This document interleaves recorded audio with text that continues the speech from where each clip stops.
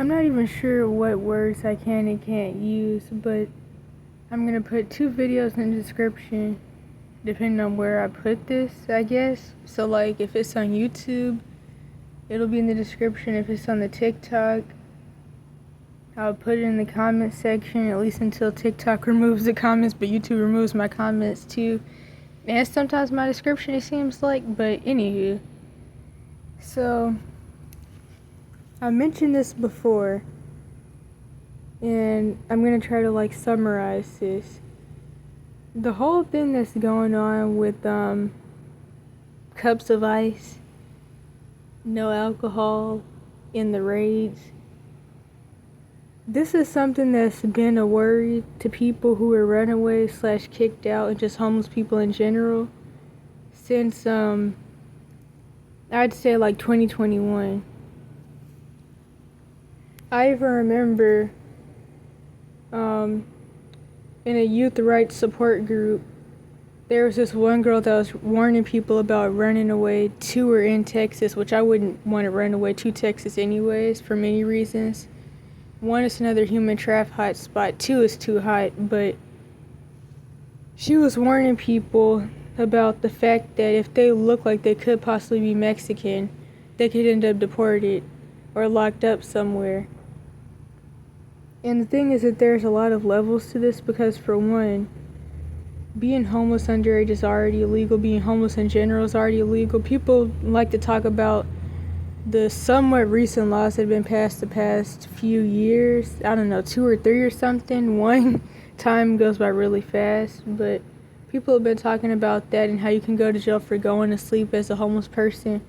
Honestly, I understand why these laws have been like pushed further and like made more public, but being homeless was never legal. Sleeping in public was never legal. People could always call the police on you if they wanted you to move. People could always tell you to move if they wanted you to move. So it wasn't anything new. It was just like becoming a public crisis type thing. And there's a lot of reasons for this. It goes into the whole thing with the Georgia Guidestones and how the depopulation is going to be further pushed. But I don't want to go off into that rant. So, what point was I getting at? Oh yeah, so in 2023, back when I first went to Cali, because I couldn't, it's just a lot of stuff with how the South was and trying to like lay low and all that. Also just not having services to really be able to get food and shower. And also what I didn't know is that there's actually youth resource centers. I mean, it's still not a lot in the US, it's really not, barely any, but it was still something.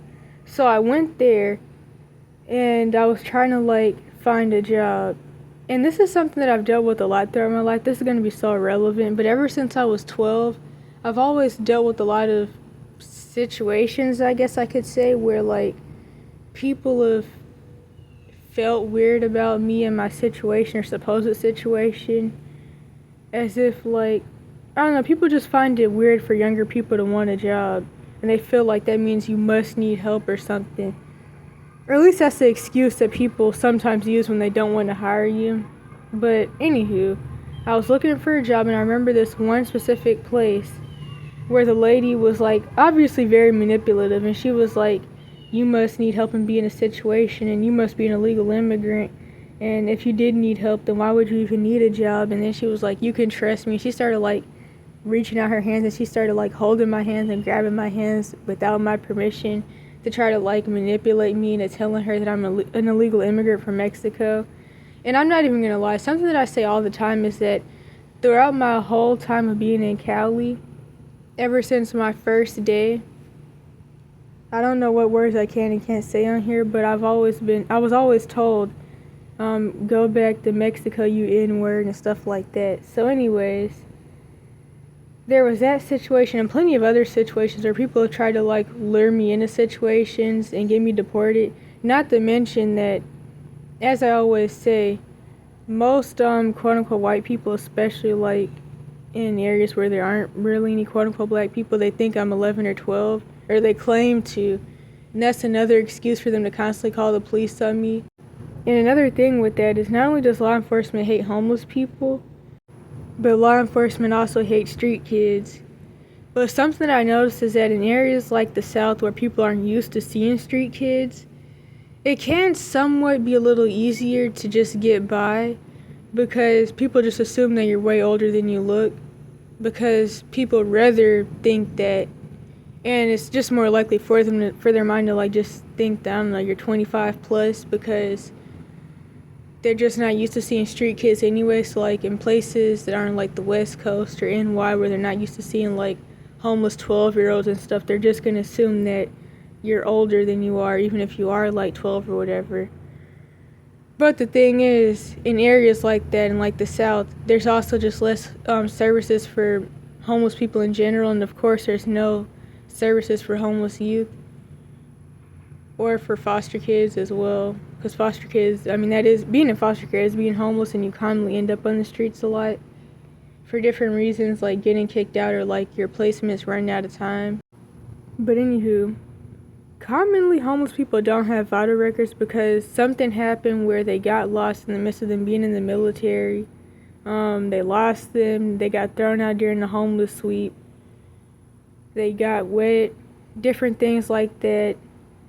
And homeless youth especially are way more likely to not have vital records. Obviously, if you're in foster care, you're not going to be able to get your vital records before you're getting kicked out or whatever. Unless maybe you're in like a foster home with a foster parent. Then maybe, possibly, they'll give them to you. But I mean, that's unlikely. Because, as I always say, youth are infantilized. But they're also parentified and adultified all at the same time. So like society wants to trap you in bad situations and act like you can't take care of yourself. But they also want to make sure they do things and set up laws to where you can't help yourself and get yourself out of a bad situation. And so another thing is that like if you get kicked out or you have to run away, you may not be able to like find your vital records before leaving. And all of this stuff put together makes it even more risky for you to end up like in some concentration camp somewhere or like getting deported. And like I've said since 2023, honestly, if you're just sent to another country and not like locked up somewhere, like trapped, which is very likely for you to end up in another trapped organization through all this government stuff, but if you're not, it could possibly benefit you. That's something that I've thought a lot about since I would say 2022, maybe even before. But anywho, now to go into the next thing.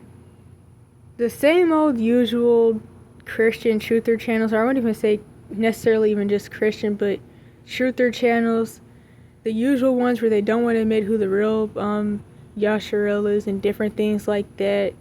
Also where they may or may not push the whole false pre-trib rapture thing, but a lot of those channels will never focus on the real issues in society.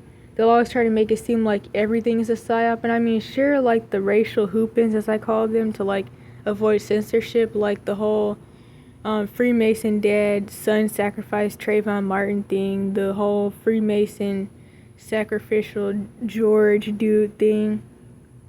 Plenty of other situations that have been used to like cause a lot of uproar. All those were psyops, all those were false flags. But the whole deportation thing isn't a false flag. America, or Babylon's fallen, they're trying to like get people out. People are being kicked out before things really hit the fan and the nukes really start falling, if I can even say that much. And other people are being taken through different types of traffic, which I mean, they've always done that. That's why it's honestly really risky for people to even try to sneak through the border anyway, because it's very likely for them to end up in like some type of government traffic organization. But it's like these truther channels try to act like none of this stuff is real and everything's just happening to like make people like mad at quote unquote white people. And I mean, yeah, they're trying to cause civil WAR and a race, quote unquote race, whatever that really means, WAR. They've been like pushing for this psyop, and it is gonna happen, along with all the other WARs in the US and everywhere else. But pretending that racism, if I can even say that much, pretending that it's not real and like it's all just like a lot of games and stuff, it doesn't help the issue. In fact, one of the big issues is the lower level Caucasians constantly siding with the serpent seed and never want to admit that they're wrong. And both especially Judah tribe Bantus and lower level Caucasians and Serpent Seed, because they're all the most prideful and Jezebelic people there are and cause a lot of the issues in the world. None of them ever want to take accountability for anything they do. It causes a lot of back and forth instead of people just saying, okay, I did this and the Serpent Seed did that, but instead, quote-unquote black people, especially Judah tribe Bantus and lower level Caucasians, always allow for the Serpent Seed at the top to pin us against each other. And there's a lot of stuff with this going back in history, but I can't even get into all of that. As someone who travels often all around the country, I've witnessed numerous deportations and kidnappings. In fact, I remember on one trip, there was this guy sitting beside me, and he was like, well, let me not make this like a romantic rant, but anywho, he was nice and like, he shared his Doritos with me and everything because the bus trip was multiple days long.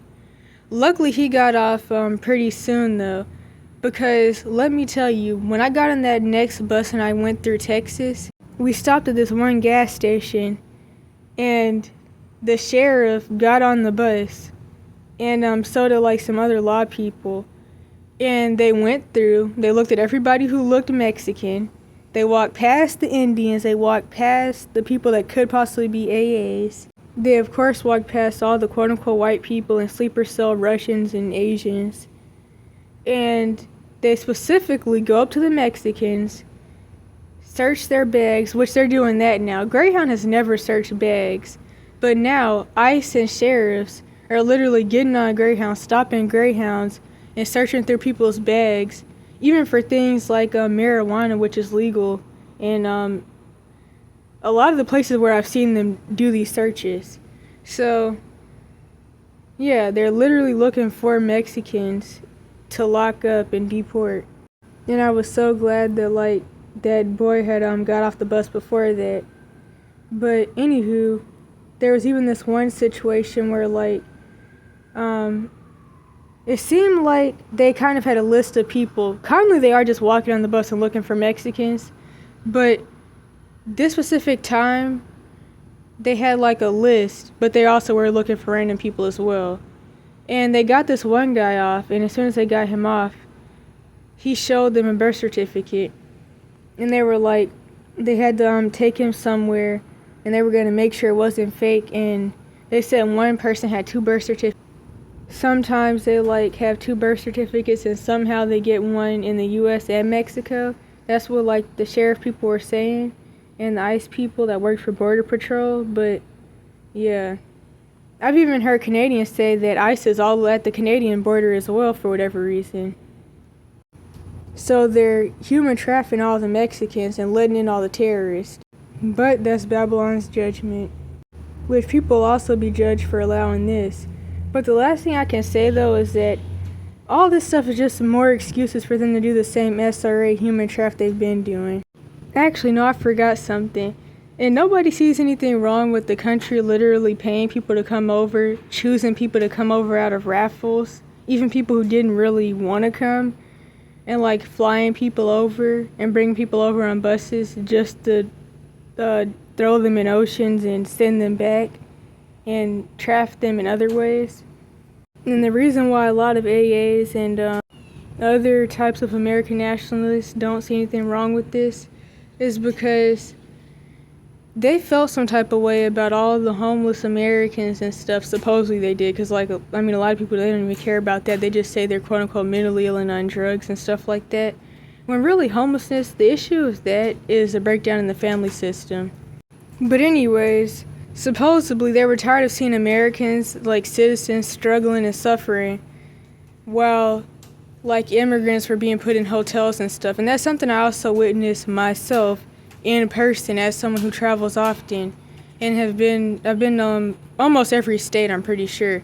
So I've seen like them getting bussed in and put in hotels and stuff, and different things like that. I've even seen them like being given jobs, even people that didn't really seem old enough to be doing delivery driving, but they were being given jobs. And it's like, I see how people felt some type of way about that, but something you have to realize is that if your government wanted to take care of you, they would. you can't be mad at other people for like being given things that you should be given by your government. In fact, really what they're being is scapegoated. It's like a golden child turned to scapegoat type situation. Like, I've literally met people that have told me that their family was chosen out of a raffle to come to the U.S. And people were even jealous of them for it in their country. And they were like, how come they got picked to go to the U.S.? And they feel like, honestly, they just were chosen to come to a place that's about to take the fall. But yeah, America's gone back to its old ways in certain ways. And always remember, as much as you hear this flipped around story about the Adolf dude that you hear about in history, remember that he learned the stuff that he learned from the U.S., the Serpent Seed higher-ups. He was also a high-level occultist. And that even goes back to the original theory of evolution, which is now flipped around in school, so like they can try to brainwash everybody into believing it. But the original theory of evolution really just said that everybody except, I think it was Eastern Europeans, specifically ones with blonde hair and blue eyes, were the real missing link to the human race. Because of course the first two people were Negroid, everybody came from those two people. And then eventually people got lighter due to gene mutations, and they're saying that when the blonde hair, blue eyed person came, that was actually the first human. And of course there's like a more occultic background to this, because like it also goes back to ancestor worship, revolving around animal worship, marine kingdom worship, Anunnaki / fallen angel, and Nordic Pleiadian worship. It goes back to stuff like that as well, but I don't really want to go into that rant. Also, Adolf didn't have blonde hair or blue eyes, but you have to research Charles Darwin and Margaret Sanger of the PP clinics, as I call them.